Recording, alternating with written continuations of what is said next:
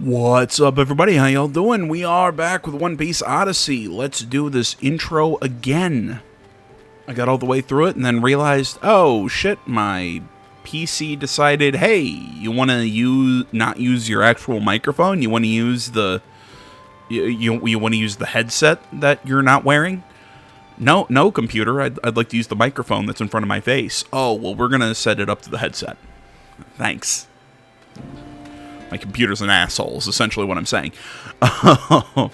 Which kind of leads into the next point.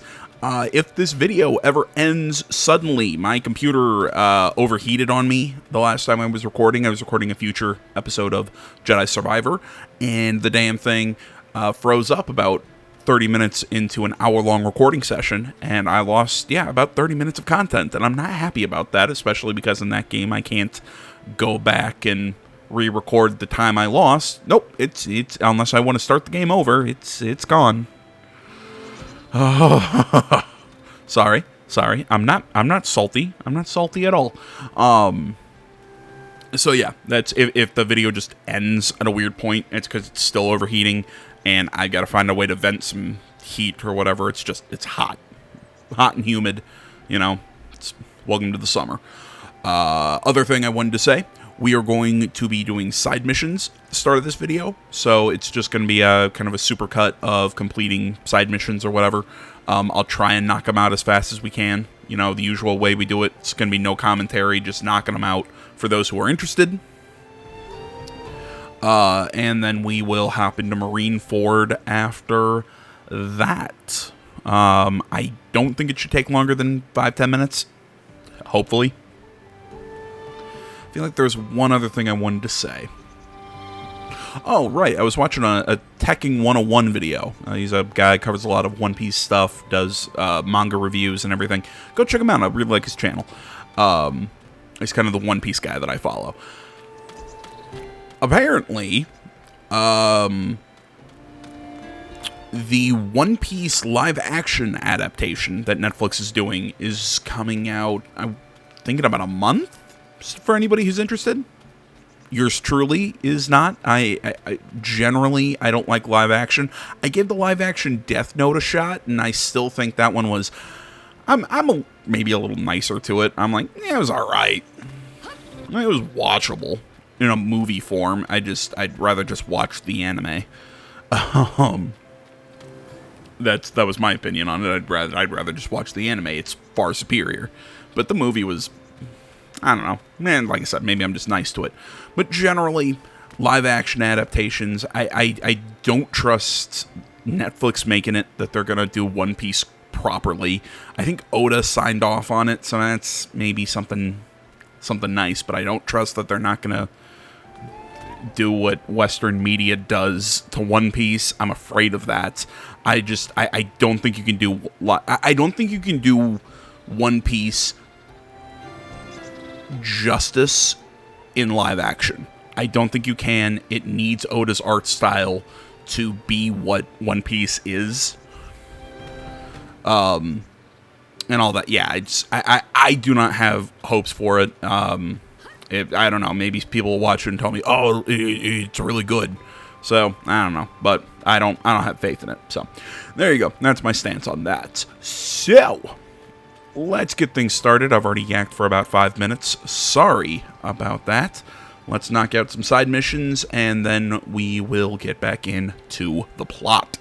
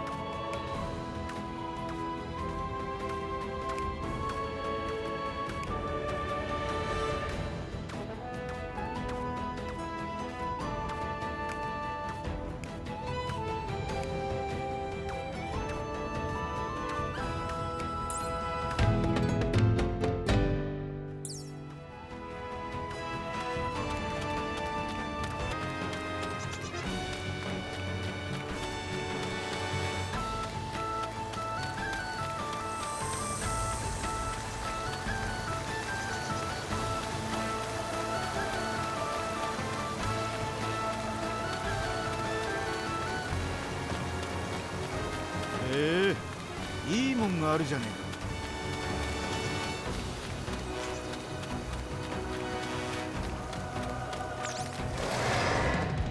お前ら遅れるんじゃねえぞ。俺は負けねえ。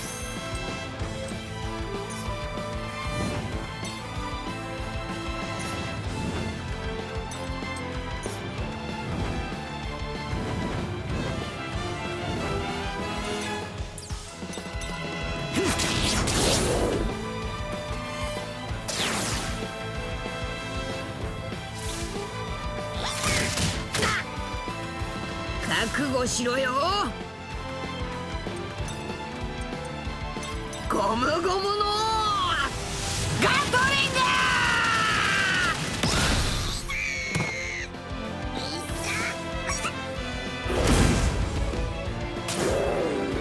とうとう俺を本気にさせやがったな。行く。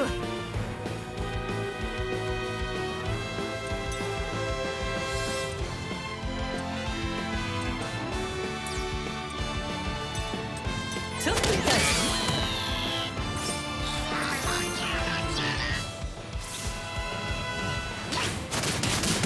こんなものまだ。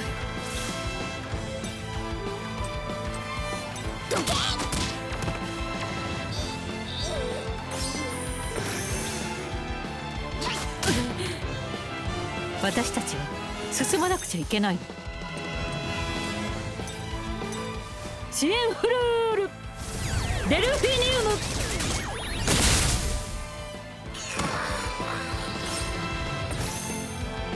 俺が相手だ。ぶっ飛べ。俺の方はいつでもそこをどけ。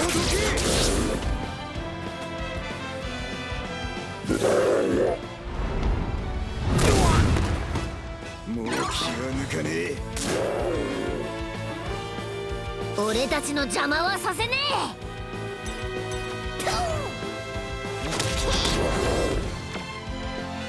俺に任せろ。ちょっ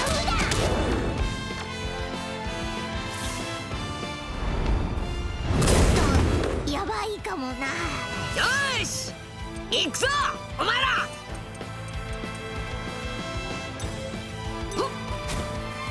いやサードゴムゴムのギガントピストル。おっさーサンジ飯。ここまで腕が。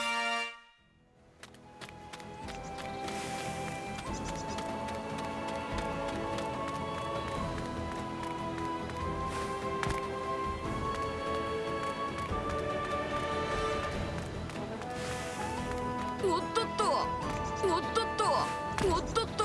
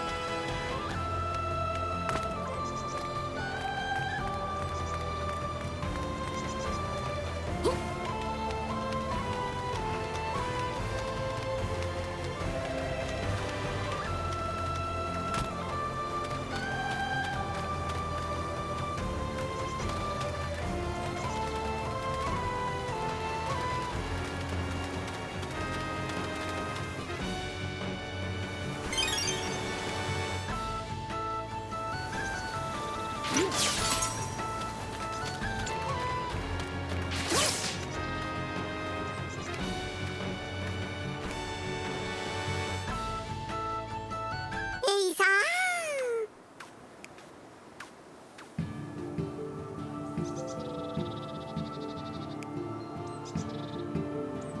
エイさ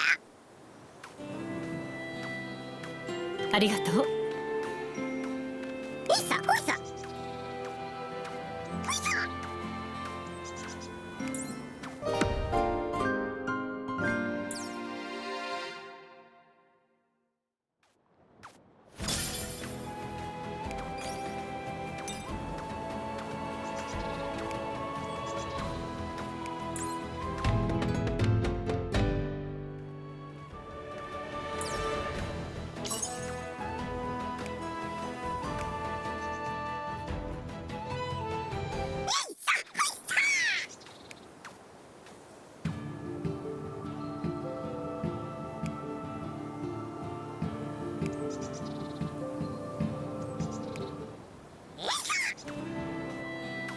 分かったわ。いさおいさ。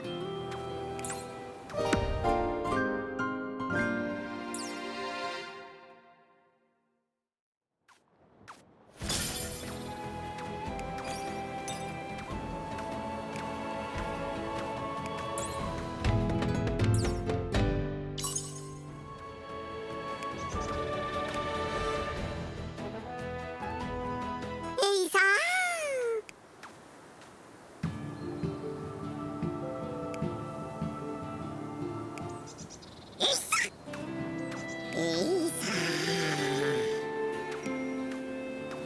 いさおいさ。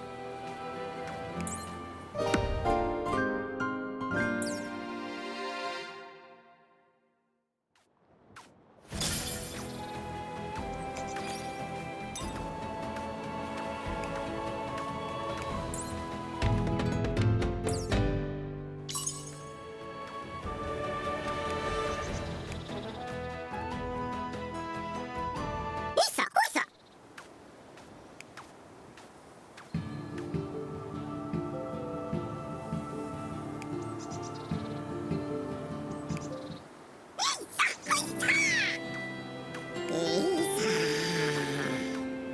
ありがとう。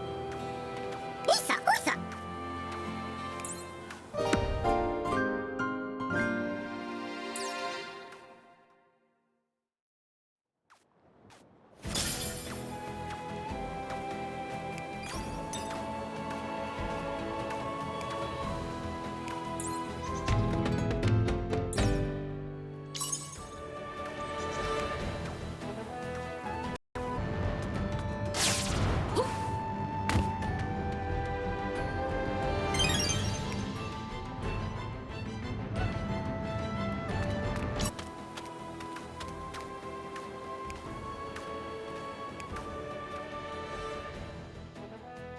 いさ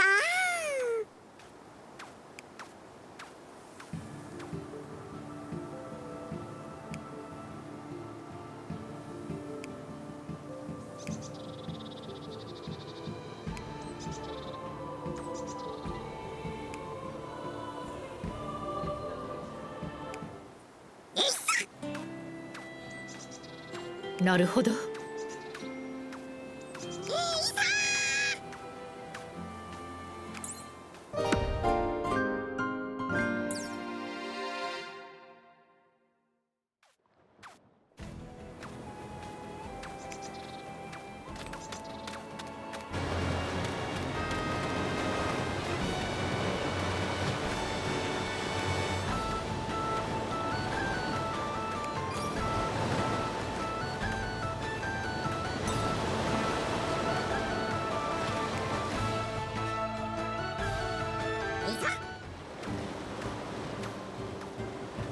どうしたんだ。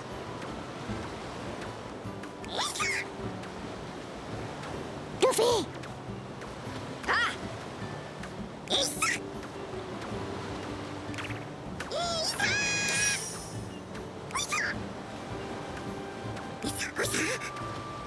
おいさ。なあなあ。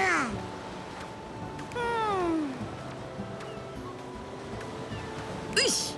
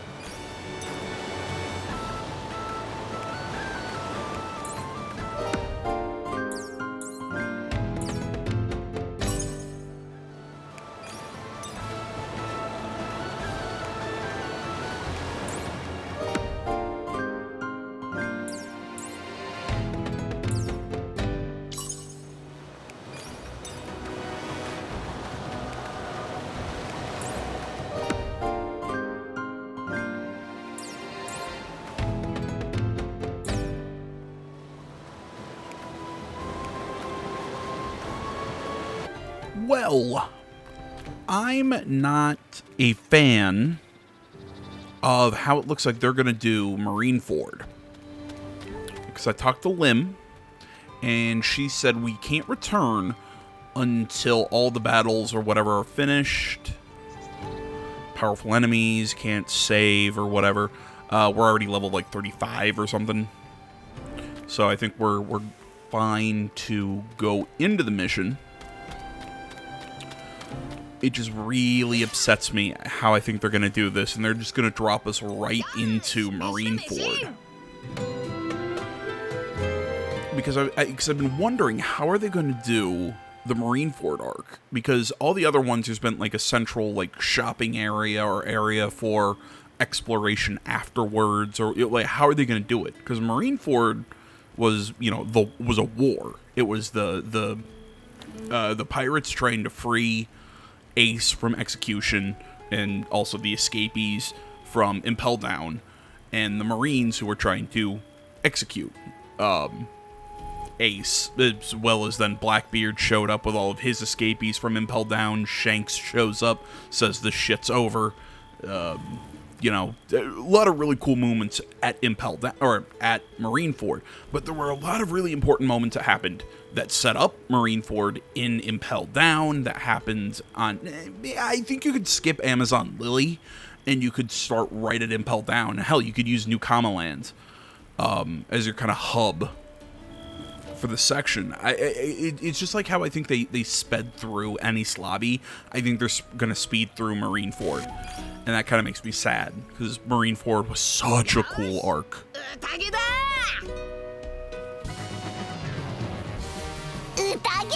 Also had probably one of the best One Piece openings.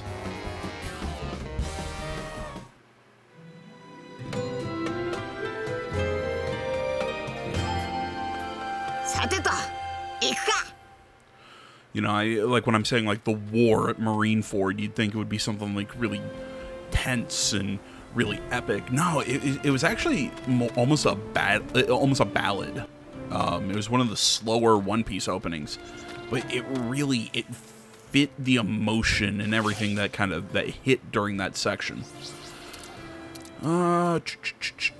Real quick. Let's see here. I grabbed some cubes while I was out running around. Sanji has 4 of them and nothing to use them on.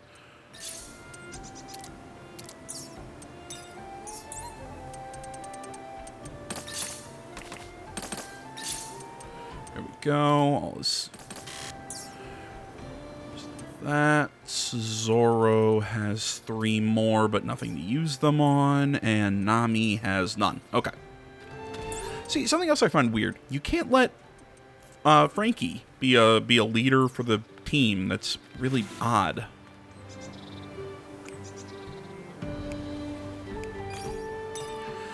I really think they started this game off really, really well. And I'm not gonna... I don't want to act like, oh, it got weaker as it's gone on, because I think it has. But it's because I don't think they paced it properly. I think they could have done more with Marineford. They could have given us Frankie a lot earlier. If you were watching me complete those side missions earlier, one of the, something that I got was for Brooke. So I'm guessing Brooke is going to come back and be part of the team. So I'm assuming he'll be in for the final arc that we cover, which is going to be...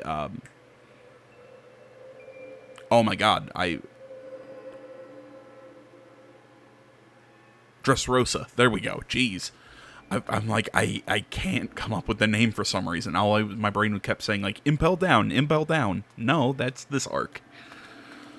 So yeah, I think this game is so poorly paced. It's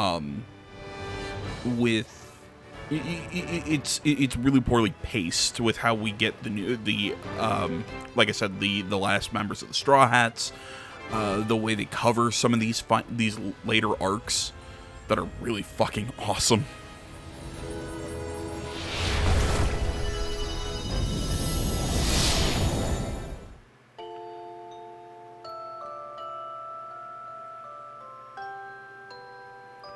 I mean, I'm almost thinking if they wanted to do more like shorter. 巨像を撃破した麦わらの一味。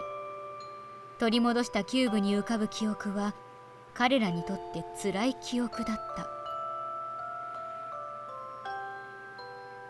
絶体絶命の中、ルフィが下した苦渋の決断。それは自称頂上戦争、戦乱のマリンフォード。今回はお前らがいる。俺に力を貸してくれ。 Paramount War. Okay. That's a different, maybe that's a different translation. I've always known that no Marineford is the War of the Best, is also how it's been referred to as. Or that's how it's referred to as in the English dub.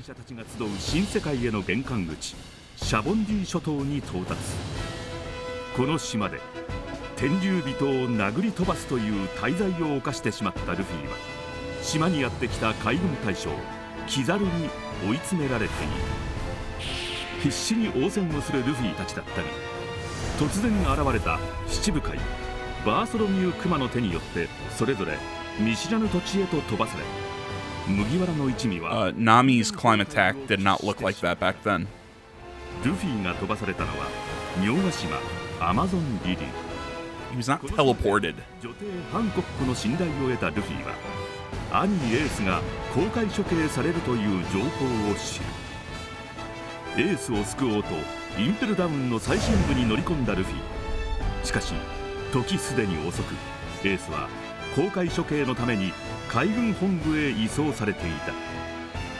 ルフィは海峡のジンベエやかつての宿敵クロコダイルたちと共に難攻不落のインペルダウンを脱出し、海軍本部のある Well, we're not going to talk about Buggy or Bon Clay? 一方その頃、マリンフォード Oh my god, this is horrible. 湾内を埋め尽くすほどの海賊船団が押し寄せていた。これらを率いるのは四皇の白姫、世界最強の大海賊である。迎え撃つ海軍の最高戦力の大将赤犬、キザル、青生地が集結。さらにはもう一つの大勢力桜花七部会も顔を揃え、白ひげ海賊団と相まみえるのだった。その規模と世界を震撼させた結末から、後に頂上戦争 Yeah, it's a translation thing. It's a War of the Best and the English dub of the anime. の処刑をめぐり、その大乱戦の火蓋が今切られた。 Yeah, I don't like I said, they didn't mention Buggy because Buggy was the first member, or was the first person that Luffy teamed up with during the escape of Impel Down. But then it was Bon Clay. Bon Clay, that was when him and Luffy really became brothers. And Bon Clay, at one point, literally sacrifices himself to let Luffy and all of them escape. He uses his clone, his ability to transform, to, I believe he impersonated the warden of Impel Down at being oh my god. I love his ability. He had the poison fruit. He was always crapping his pants because he had, like, eats poison. Looks like the devil. Well, I really hate myself because it's not coming to me right now. He impersonates the warden that to open the gates to allow all the members to be able to get to to all the escaped prisoners to get to Marineford, and Luffy didn't realize that Bon wasn't with them until the very end, and he's like, go give him hell, you know, a swan never dies, and, you know, it's this big moment for Bon Clay, and that was actually the last time we saw Bon Clay was in Impel Down, and you just don't even mention him. You mention Jinbei, which is cool, because, yeah, this was our introduction to Jinbei, and you also mention Crocodile, okay? But you missed the two that actually I think were the coolest parts of the whole arc, being Buggy and Bon. 誰が勝ち、誰が負けても時代が変わる。まさに頂上の戦いが繰り広げられていた。そしてルフィたちはエースを救うため戦いの真っ只中についに降り立った。こいつ麦わらのルフィだ。奥越えルーキーだぞ。なんで麦わらの一味がここにいる Yeah, it was like I was saying earlier. I think if they wanted to, you know, kind of like do like rapid fire arcs 本部のやつら in ただの海兵だお前らに構ってる暇はねえどかねえならぶっ飛ばしていくぞ you know, if they wouldn't do like rapid fire arcs in this for this game, I think it actually would have been better to make Wofford your main area of exploration. Like, you know, we don't explore Alabasta, we don't explore Water 7. You know, you take those sections completely out then, and have the entire point of the game actually like going back and having these quick hitters and revisiting these arcs, you know, and then we could have included more than just 4. You know, we could have gone back and experienced Arlong Park, the Baratier, you know, Whiskey Peak, you know, a lot of the stuff that led up to Alabasta. You know, I think there was a cooler way to do it and a better way to do it if they wanted to do it this way. But if they were going to do it this way, where you explore in certain sections, like I said, I think that they really kind of lost steam later on in the game. And I think that's a little sad, because I think, like I said, they're glossing over some really cool moments. I mean, hell, they could have shown Thriller Bark, which was just Oda's excuse to do a whole bunch of dumb horror bits. おう全員ぶっ飛ばす邪魔だ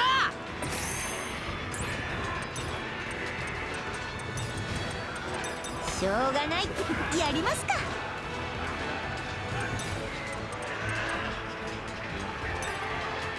I think, though, because what we saw of Nami's with Nami's climb attacked, in that when they showed her running away on the Sabaody Archipelago. Yeah, she had her climb attack was completely smooth. It was just like a blue bow staff, essentially. Like, it didn't get the bumps and everything in it until post time skip, I think. And it didn't get this look in it until I believe it was after Dressrosa that it got its current look.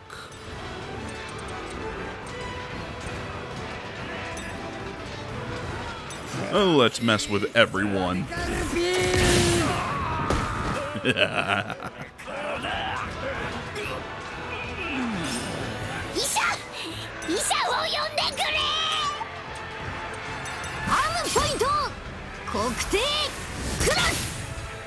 And I know I'm sound like I'm bitching, like I'm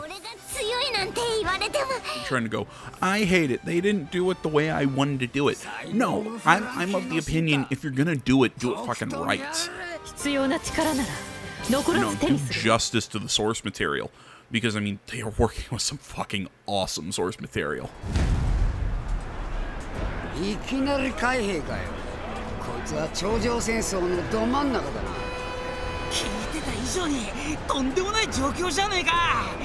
こんなところにいたら命がいくつあっても足りねえぞ。エース、みんな聞いてくれ。エースはあそこにいる。この戦争でエースは死んだ。ルフィ、この世界は現実じゃねえかもしれねえけど、俺はエースを助けたい。ゾロ、ナミ、ウソップ、サンジ、チョッパー、ロビン、フランキー。今回はお前らがいる。俺に力を貸してくれ。どけよ。俺たちはエースのところに行くんだ。 Kizaru Bolsonaro. おお、麦わらの一味。揃いも揃ってどうやってこんな場所まで来れたんだい。しかしシャボンディで拾ったばかりの命をこうもあっさり捨てに来るとは呆れるね。借りっぱなしは気分が悪いからな。返せるときに返しとかないと。若いね。先に行けルフィ。こいつは俺たちで止める。ああ、兄貴を助けろ。わしも舐められたもんだよ。 Alright, and the man in front of us is Kizaru, one of the 3 admirals. 誓ってもここまでだ。麦わら。 Remember, what was Smoker's rank at this time? I think he was still ケ captain. ムリ、お前と戦ってる場合じゃねえ。 No, no, actually no. I think he'd been promoted. ルフィ先に行って。行けルフィ。ここは俺たちが何とかする。行ってルフィ。エースを必ず助けて。すまねえ、頼んだ。 Wait a minute, so we're doing this fight? We're not doing the... We're fighting Smoker again? We're not fighting Kizaru? 悪いけど、私たちの相手をしてもらうわよ。 Okay. ルフィの邪魔はさせねえぞ。トップグリーンの多彩性見せてや I る。 don't remember what the name of Kizaru's fruit was. I can't remember off the top of my head. But essentially, you know, as you kind of like saw him land, he can turn into light. He essentially has the light Logia fruit.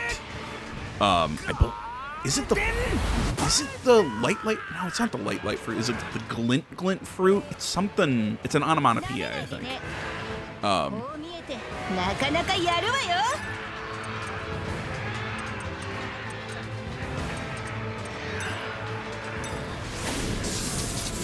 サンダーランスクレー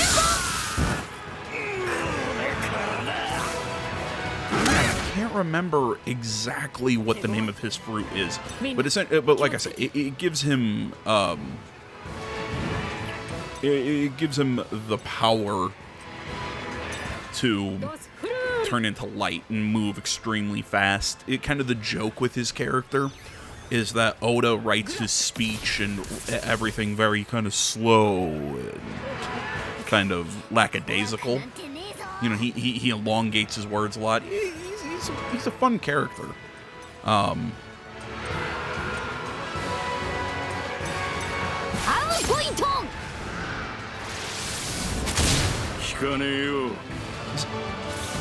anyone else find it weird that you put the 3 non-hockey users against a Logia user like Smoker? It's a bit of an odd decision. You put the other, you know, Sanji, I believe. Sanji, does Sanji know armament? I think he does. ドビーも気をつけろ。まずいわね。 I mean, I know for certain that,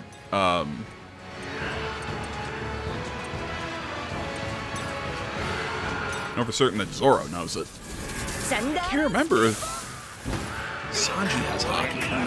Huh. 生きがってやがるのも今のうちだ。ホワイトランチャー。もう少し休ませてくれ。 Oh, sorry. I was talking about Kizaru and then I got distracted. But yeah, Kizaru is he's an interesting character. I think he's kind of the admiral that we don't really see the most out of. When it's after the War of the Best and in the Fleet Admiral Sengoku stepped down, it was a question of who was going to take over as the Fleet Admiral, and Kizaru was not one of the, well, you know, wasn't up for the job. Essentially, it came down to Akainu and Kuzan. Aokiji. There we go.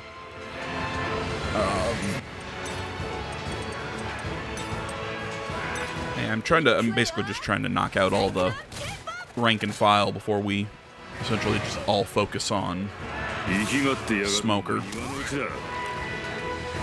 手強いわね。今行くわ。聞いたんですか？ Oh, that was good. 言ってなんかい。めまいが。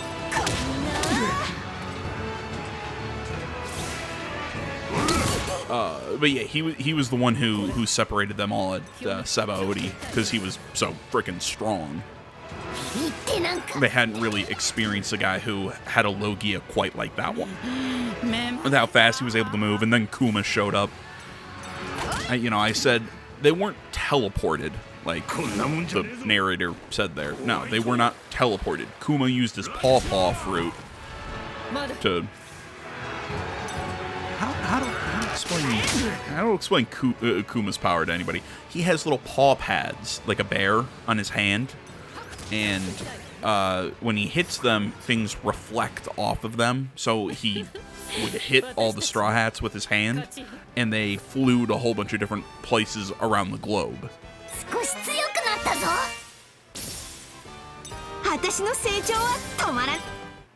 I'm pretty sure I've talked about that before, but, I always like talking One Piece. Oh, okay, now we're gonna... Okay. I don't like his voice. People give me shit for this, man. I generally prefer dubs.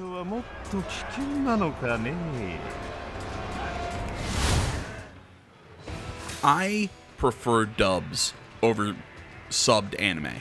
I do. Just because they're easier for me to watch, because a lot of times I do two things at once. I put it on in the background. And I can't do that with anime, if it's subbed.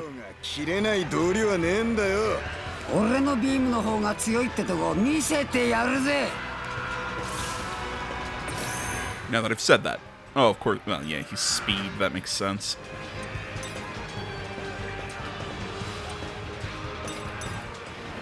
Oh,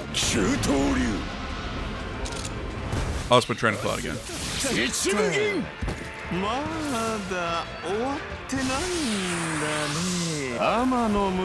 Like subs, all you want, people keep trying to tell me that the quality of the voice acting is so much better in subs than they are in dubs and everything.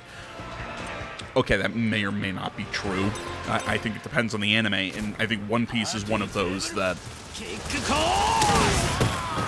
One Piece is one of those that I think the dub has way better voice acting than the sub. And in particular, I just think the characters' voices fit them so well.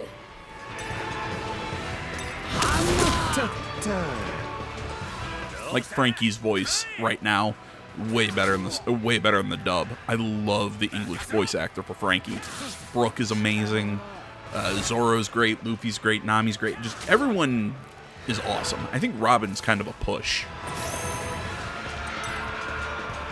I think they're kind of... they're one of those that they're, I think, actually kind of the same either way.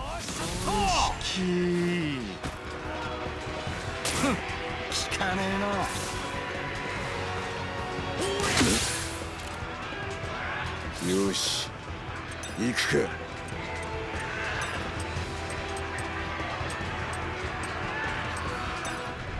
三刀流108ポンド砲。ちょいと困ったね。俺様の技術力味わわせてやる。 Okay, I can't use Radical Beam. I can't use any of my really good moves. Let's charge up.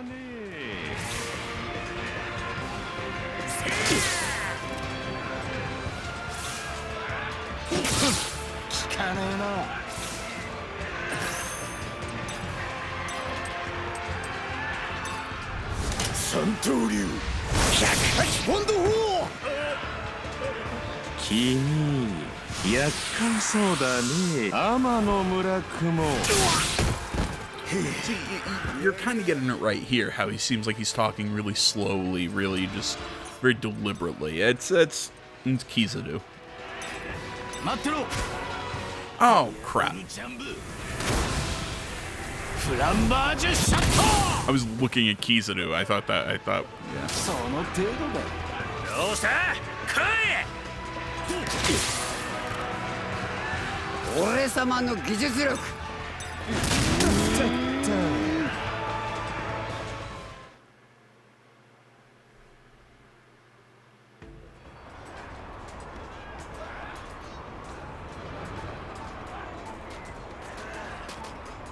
オルサリーノさん、麦わらが湾岸にたどり着きそうです。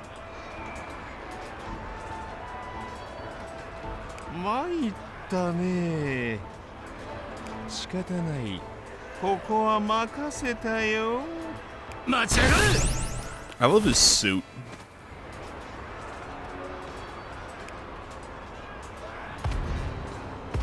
海賊風情がこの海軍本部で好き勝手できると思うな。 I love Kizaru's suit. It's so garish and ここは通さんぞ。 just obnoxious. 邪魔だデカブツ。3枚に下ろすぞこら。パワー勝負なら俺様の出番だ。スーパー任せろ。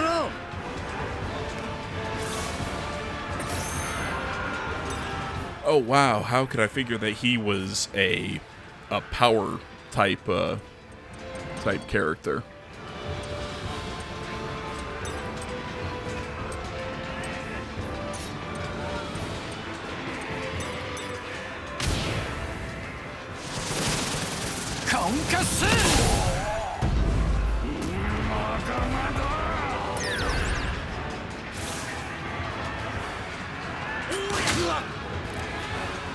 Nice mustache. やれる。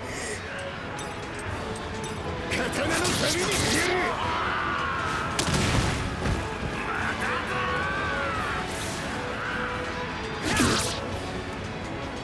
ぶちのめしてやるよ。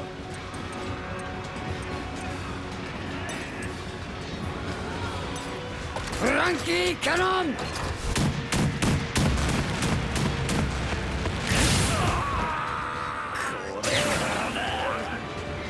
Give some help to Zoro. He's pretty low on health.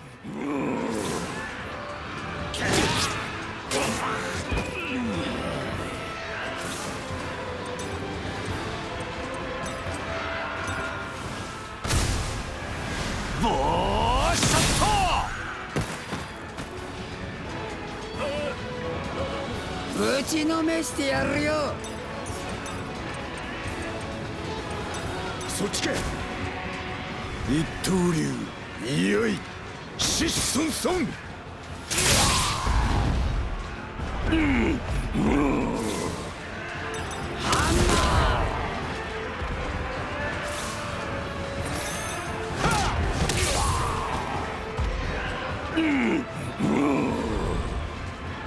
まだまだ邪魔だ。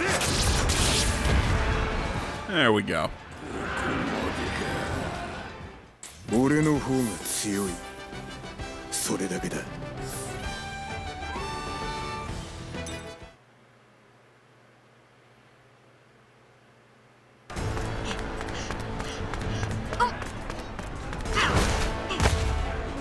らら、とうとうここまで。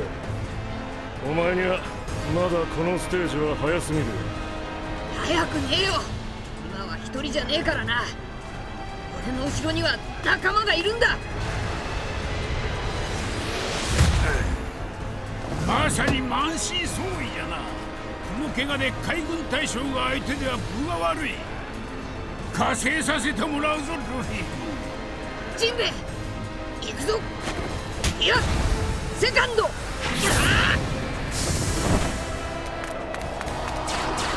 Oh, I thought we were about to have a fight with Jinbei. God, I was about to say, he's not part of the crew yet. I mean, hell, I don't think he officially joins the crew till post Wano. 仕方ねえよな。男一匹選んだ死の道。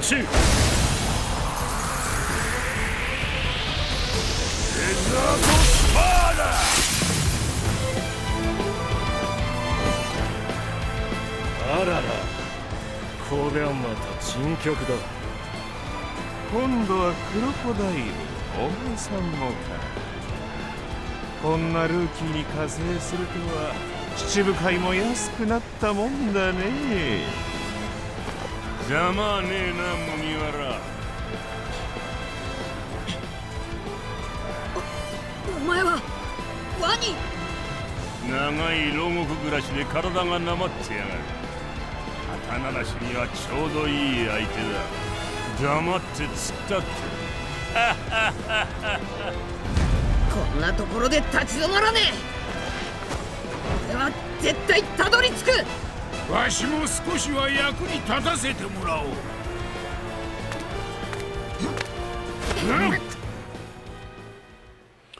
Yeah, this is our first introduction to Jinbei. No, well, I think we heard his name in an earlier section when they talked about the warlords. But we didn't actually meet Jinbei until Impel Down. We met him again in Fishman Island, and he stayed there after that arc. Yeah, I don't think he officially joined the crew. I mean, like he was a tentative member up until Wano, and I think he like really officially joined. あんたはもう少し利口だと思ってたんだが。そうじゃな。こちらはこちらでなすべきことをするまでじゃ。ぶっ飛ばしてやる。I get it. They already had the model for Crocodile. They added in this section a model for Jinbei. I still hate the fact that they didn't even mention Bon Clay, who they actually have a model for because he's been in this game already, and they didn't have a model for Buggy. They could have made one. Could have put him in here. Come on. I'm just mad that Buggy wasn't included because I love Buggy.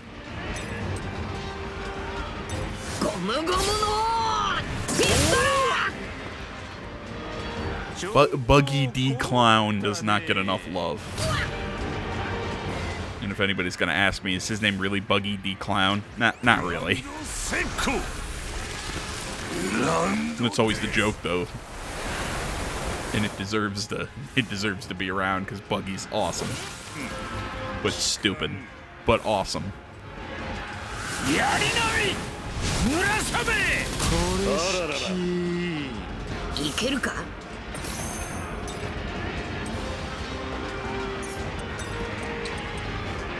If, is this our first time actually getting involved with seeing a fishman? I think it is in this game. If you're wondering what the hell Jinbei did there, it is, I'm trying to remember, is that his fishman karate or his fishman jujitsu?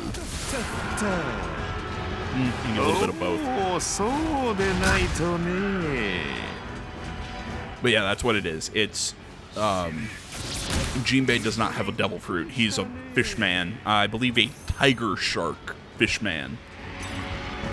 I believe that is his proper designation.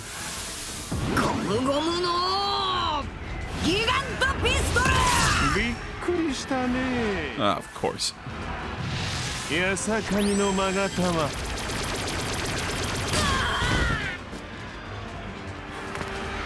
But he's a master of fishman karate, which gets stronger in the water because essentially they can create like little vacuums and control the flow of the water and everything.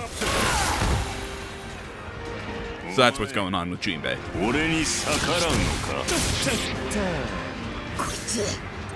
Mixed with the fact that Jinbei's just a badass.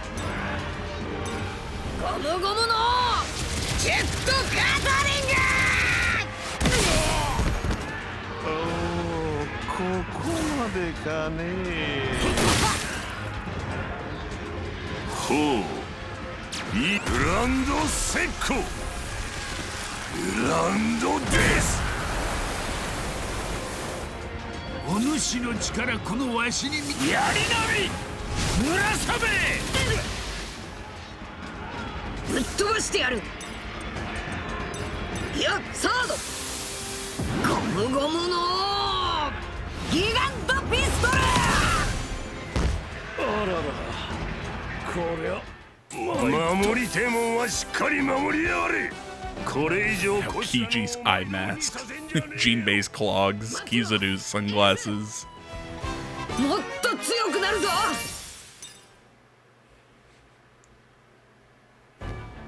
なぜ仲間のことを思ってる人たちがお互い傷つけ合うの？どうしてこんなに血を流すの？ Well, I mean, there's a lot of politics behind this. I mean, why all this bloodshed? Because the Marines want to execute Portgas the Ace, the son of the former king of the pirate Goldie Roger, and Whitebeard, one of the 4 pirate emperors, want to, stop that because Ace is a member of his crew, and Whitebeard views all of his crew as his son. Luffy is here after leading a massive breakout of Impel Down, because Ace is his blood brother, essentially. And a whole bunch of the other pirates from Impel Down are there because, well, they're pretty pissed at the Navy because Impel Down sucks. Let's see here. The 7 Warlords of the Sea are there because they were ordered there by the world government and the Navy. Blackbeard shows up and throws a big wrench into the works because he had a whole bunch of members from the very lowest level of Impel Down help them escape to then join his crew as his 10 Titanic captains. Shanks eventually shows up and stops it with his sheer badassery, literally saying, "It's over. Anyone else who wants to fight will fight us." Anyone else I'm forgetting? And the Trafalgar Law shows up. Yeah, that's why there's all this bloodshed, because there's a lot of competing interests kind of going on right now. ジンベエ、クロコダイルの加勢を受け、立ちふさがる難敵を撃破したルフィ。ハンコックから手錠の鍵を受け取り、ついにエースのいる処刑台にたどり着いた。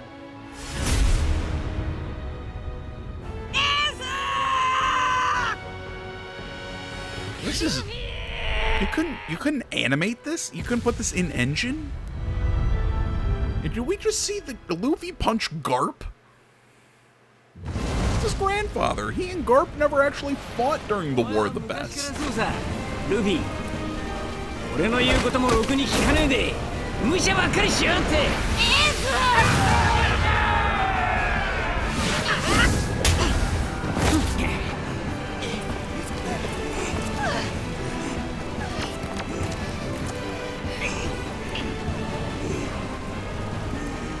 俺も弟も世話になっちまったな。クソ、絶対に逃がすな。危険のエースは火のロギアだぞ。気をつけろ。弟なんだよ。手出し無用で頼む。引けー。ゴムゴムのガトリング。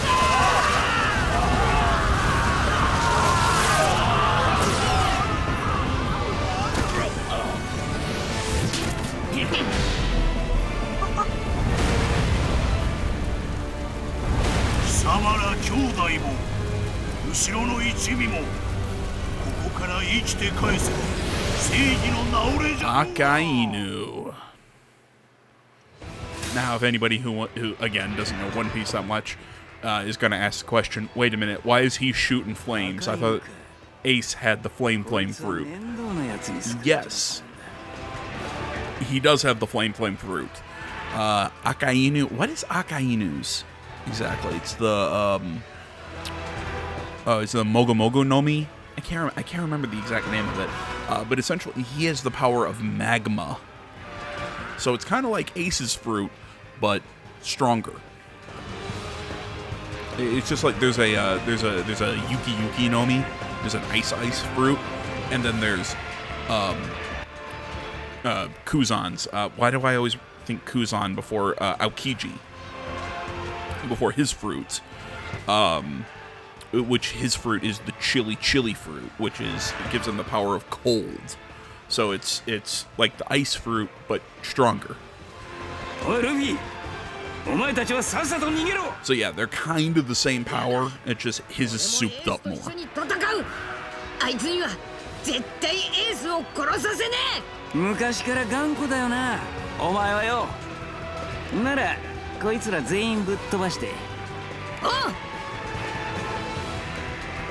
Again, Ace's voice in the dub is way better.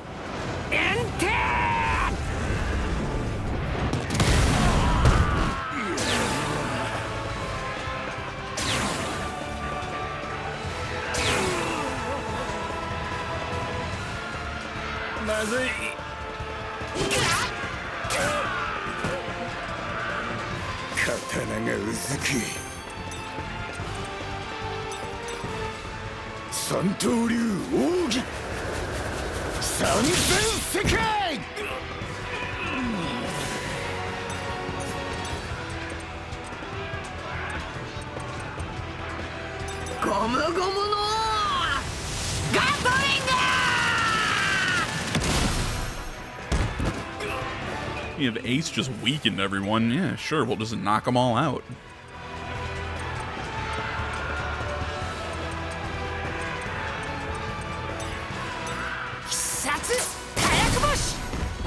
Oh crap! That was a one target move. Yeah, there we go. 天候の科学なめないでね。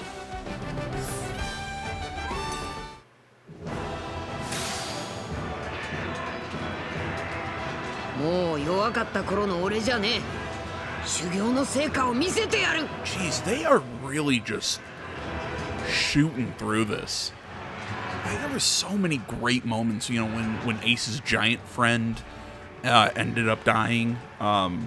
His name is not coming to me right now. The moment where when Akainu was trying to kill Luffy and Ace, and eventually does kill Ace. That's where Luffy's scar in his chest comes from. When he literally put his fist through Ace's chest, and fire and magma was dripping off of his fist, and that's what caused the scar on Luffy's chest. Literally Garp was in a little bit of a scuffle with Son Goku, the fleet admiral. And he's like, thank you. Yes, thank you, Son Goku. Hold me back, because if you don't, I'm going to go there and kill Akainu. Akainu. I've heard it pronounced both ways. But he literally said, I'm going to go kill him if you don't hold me back. Because no matter what, Garp's an admiral. Or vice admiral, actually. But he could be an admiral. Whatever. Garp is a member of the Navy, but Luffy's his grandkid.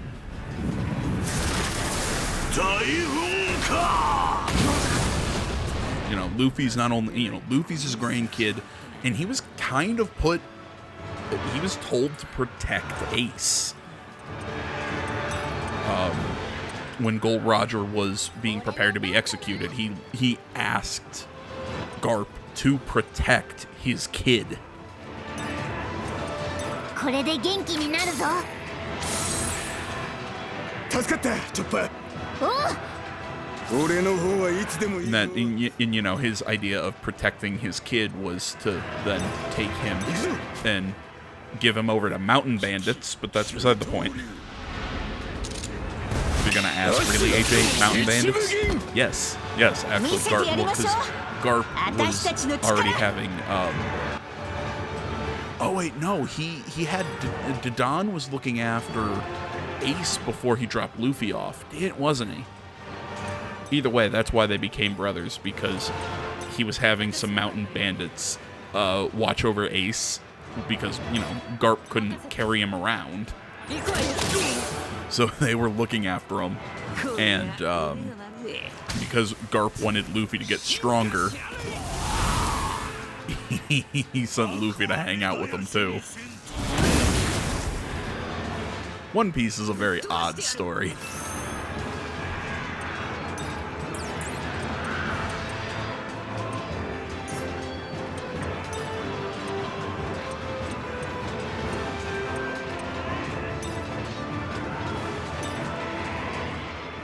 んたたち行くわよ。よっしゃー、ゴムゴムのムートンサンダーボルトガトリングショット結構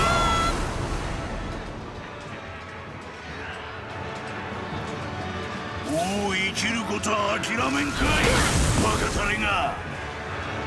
よし行くか。そこどけ。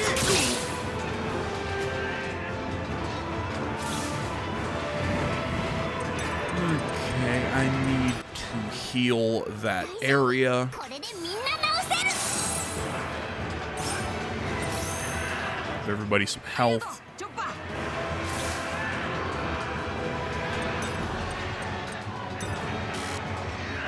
Really? That has no effect on him. Okay. トレインタフルール。 There we go. This game confirmed it. Akainu has no balls. 進化しやるい。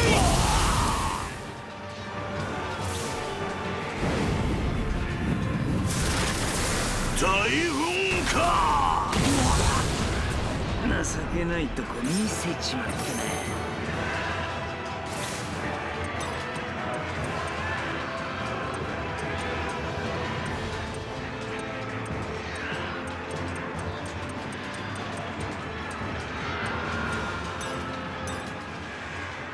二刀流よい。羅生門。Ah, of course. まとめてわし一人で十分じゃ。こいつ邪魔だ。聞かぬ。 What? The first punch looked like it did something. 仲間の力を見とけ。 Seriously, I love the way the admirals dress. They're garish suits and.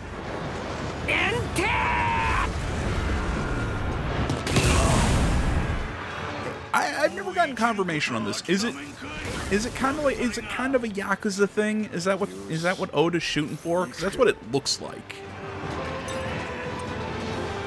You know, that he's going for kind of like a.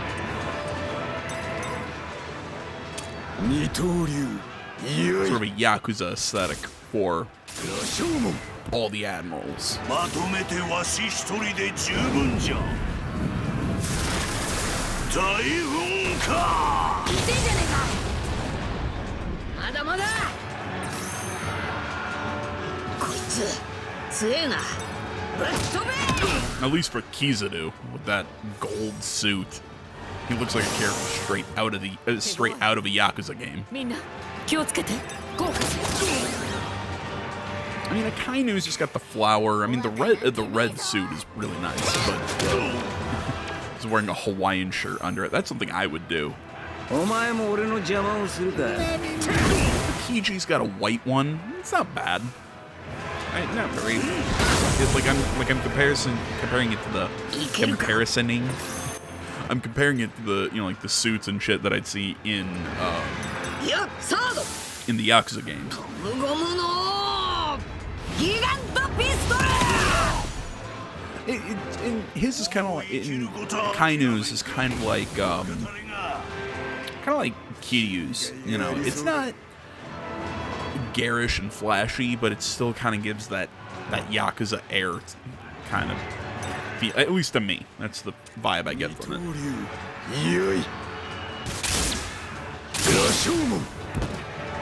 これちょっと痛い。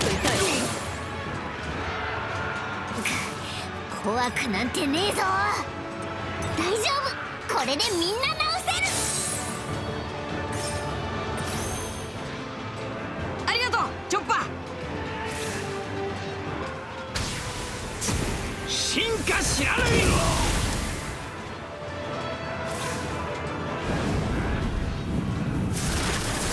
大噴火。いやいけるか。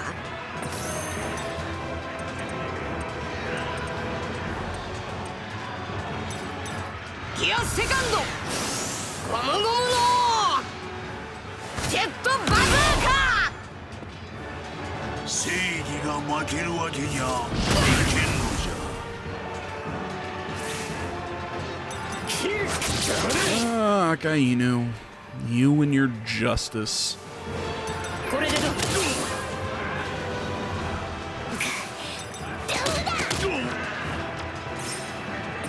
こりゃ腕が鳴るぜ。進化知らない。 Down, or does he have a sliver? He's down. You know, I think it's more fitting that Ace beats him than Sage. I think it's more fitting that Ace beats him than Luffy. 俺はエースの弟だからな。それにみんなにも助けてもらった。俺は勇敢なる海の戦士。悪くないわね。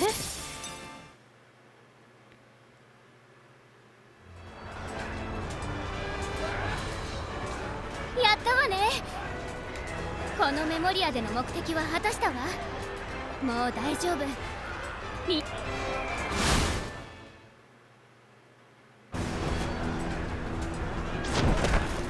貴様ら兄弟は絶対に逃がさん。エース。この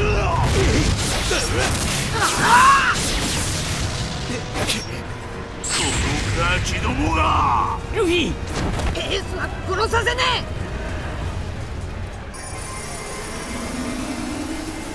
どうしてキューブの様子がおかしい。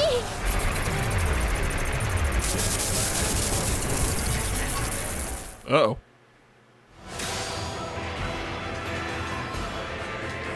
またあの光をまとってる。またあの光がか。余計なことは考えんな。ここを切り抜けることだけに集中しろ。さっきよりも強くなってるのか。そう考えて良さそうだな。これもキューブの影響？でも考える暇はもらえなさそうね。みんな、いけるよな。Well, let's get ourselves a little stronger with gear second. Second gear with whatever. Gear 2, whatever you want to call it. I either call it gear second or second gear. 任せて。行くわよ。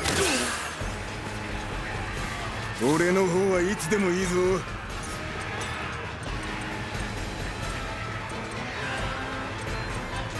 行くぞ。二刀流、よい。羅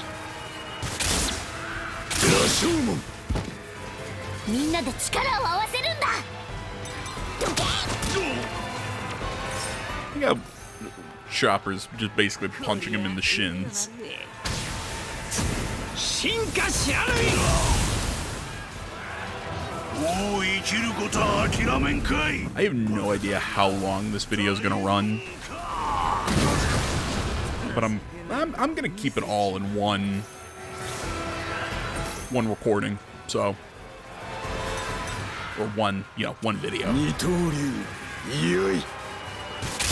So if this is extra long, thanks for watching to this point, guys.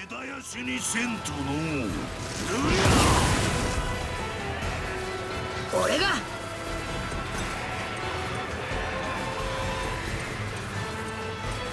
いや、サード。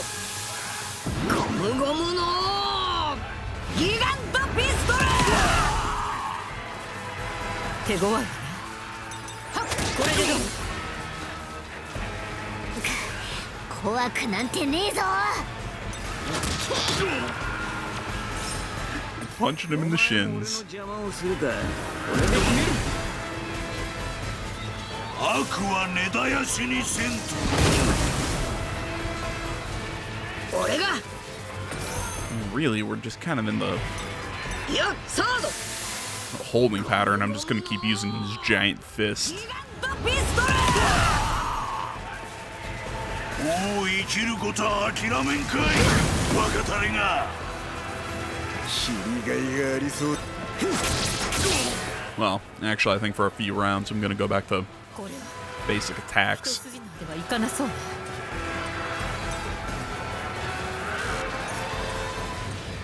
I'm still blown away that that has no effect on him.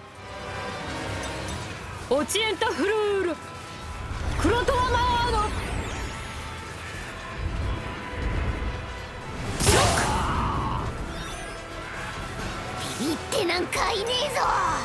Yeah, like I was saying, I need to build up TP on Zoro and Luffy. ありがとう。こりゃ腕が鳴るぜ。進化知らぬい。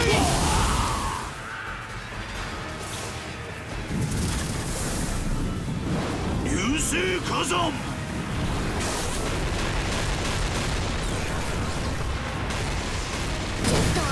やばいかもな。情けないとこ見せちまってな。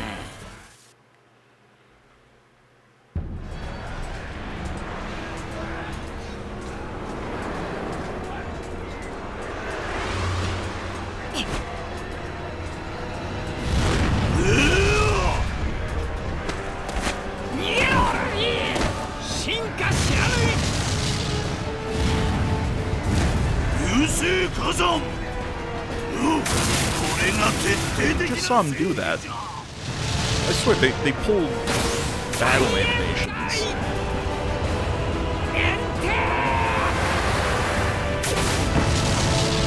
for this fight. Everybody liked Ace's fire spirit bomb. ルフィ、最後にお前を見られてよかった。ちゃんと助けてもらえなくてごめんな。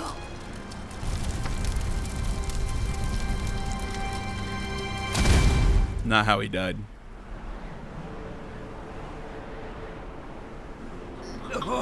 Keeping up the will of D. He dies with a smile on his face. But also not how he died.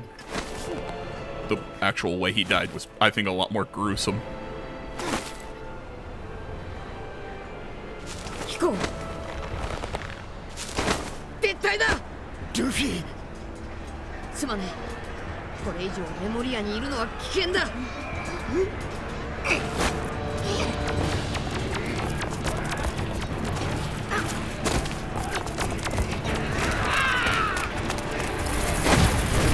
踊りゃ失敗のお前の方が死にてえよ。これ以上やらせねえ。死ぬんじゃねえ。みんなで戻るんだ。リムどこ？こっち。早く。ここよ。ここまで来て。リム。キューブが安定しないの。急いで。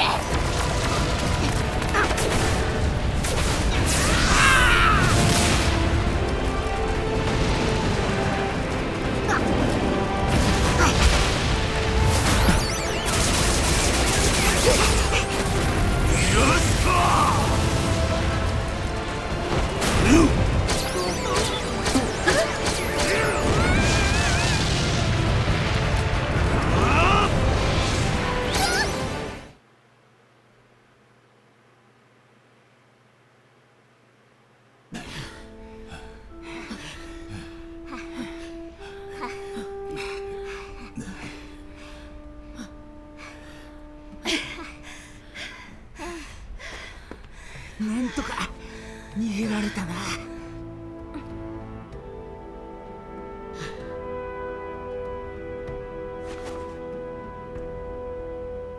みんな無事でよかった。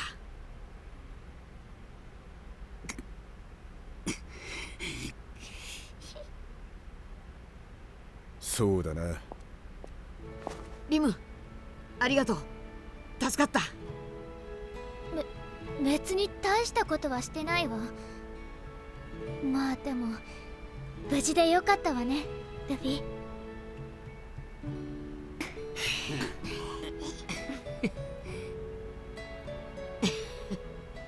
みんな帰ろう。しかしマジでヤバかったな。もうダメかと思ったぜ。 Yeah, I really don't like how they handled that arc. Even less so than Marineford or the Enies Lobby. Sorry. 危なかったな。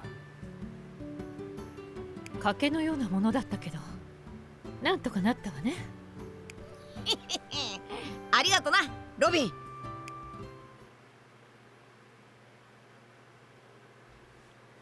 Yeah, like I said, I'm really not a fan of how they ended that arc.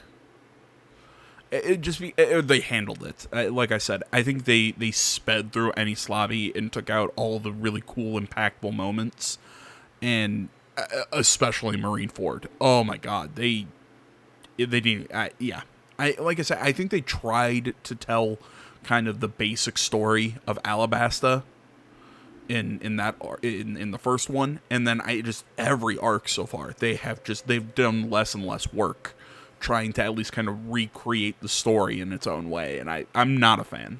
In fact, I'm a little mad.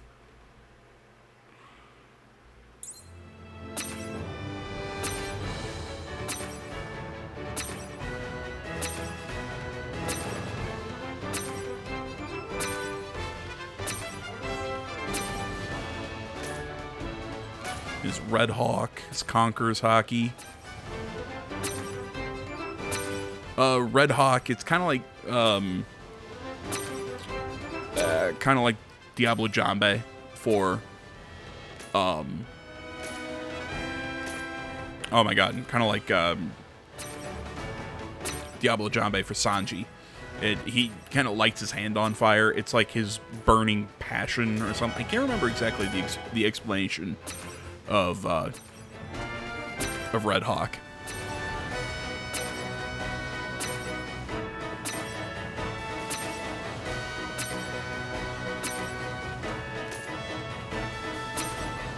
Ah, cool as Green Star. That's his pop greens are coming in.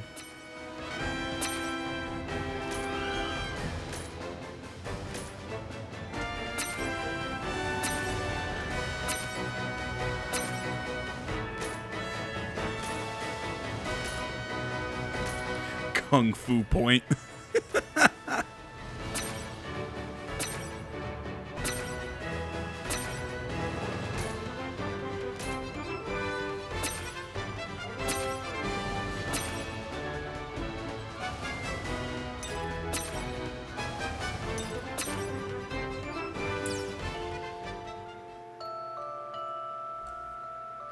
Chopper's Kung Fu Point is ridiculous, and I love it.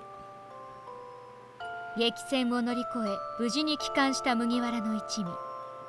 満身創痍の彼らだったが、もう迷いはなかった。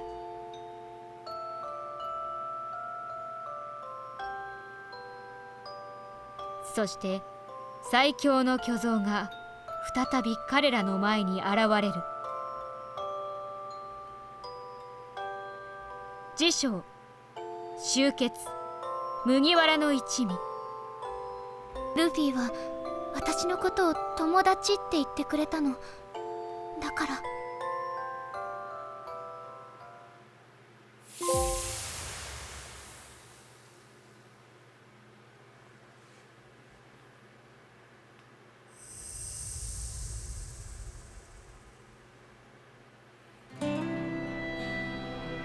ちゃんと力は戻ってるみてえだな。ええ、なんとか乗り越えられたわね。よーし、宴だスーパ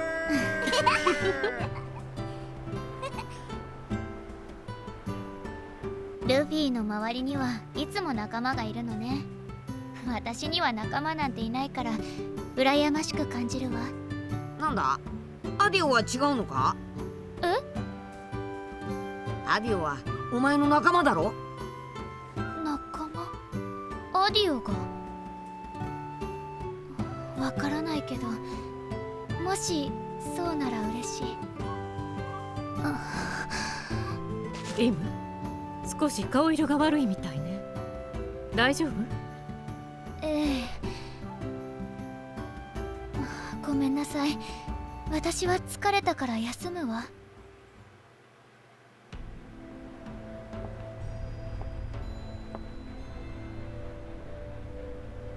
ははは、いよいよだぜリム。残るは炎の巨像のみだ。奴は一つの場所にとどまらず侵入者の行動に応じて動き回る。俺たちは今どうすることもできないが、奴とは間もなく相まみえるだろう。俺のコテコテの準備も整っている。ははは。ワフルドの嵐を解き払うのも時間の問題だ。アディオ、その炎の巨像だけど戦わずに倒せないかしら。なぜだ？あの巨像たちは学習能力を持っているの。ルフィたちと一度戦った以上、より強くなっているはずだわ。ルフィたちが心配か？ルフィは私のことを友達って言ってくれたの。だから安心しろリム。俺もルフィたちは大事だ。あんなに気持ちのいい奴らはそうはいないからな。本当？ああ、巨像との戦いで傷つけるつもり。 I still don't trust him. 勝てないと思えば逃げるだけさ。ええ。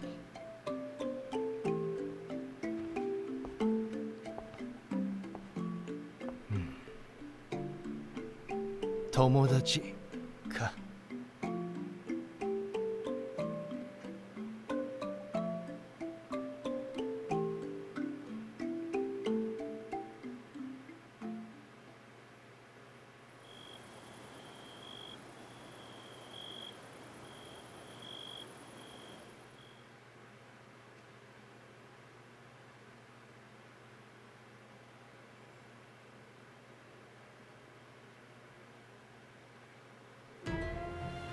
減ったー。朝飯作ってくれサンジ。ありゃ、サンジがいねえ。サンジならフランキーと一緒にアディオの小屋に行ったぞ。よし、呼びに行くぞ。アディオの小屋だな。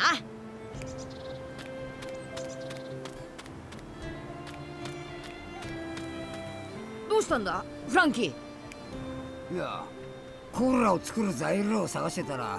なんだそのキノコ。でもあんまりうまそうじゃねえな。 Looking for ingredients to make cola. That one took me a second. 毒はねえが確かにうまくもねえ。そういやサンジはどこ行った？飯作ってもらおうと思ったのに。このキノコを見た途端飛び出していっちまった。採取した場所を聞いてたから、こいつの生えてる湖畔の洞窟に行ったんだろうよ。よくわかんねえが面白そうだ。俺たちも行こう。It better get us Brooke. Because I'm still mad that he hasn't joined the crew yet. あの洞窟どこにあるんだっけ？忘れたんならアディオに聞きゃいいんじゃねえか。すぐそこにいるんだしよ。 Alrighty, my dudes. I think this is where I'm going to leave you for today. Thank you so much for watching. As always, social media can be found down in the description below. Please remember to like, comment if you're not already. Please subscribe to the channel. Stay tuned for more next time. But until then, I'm out.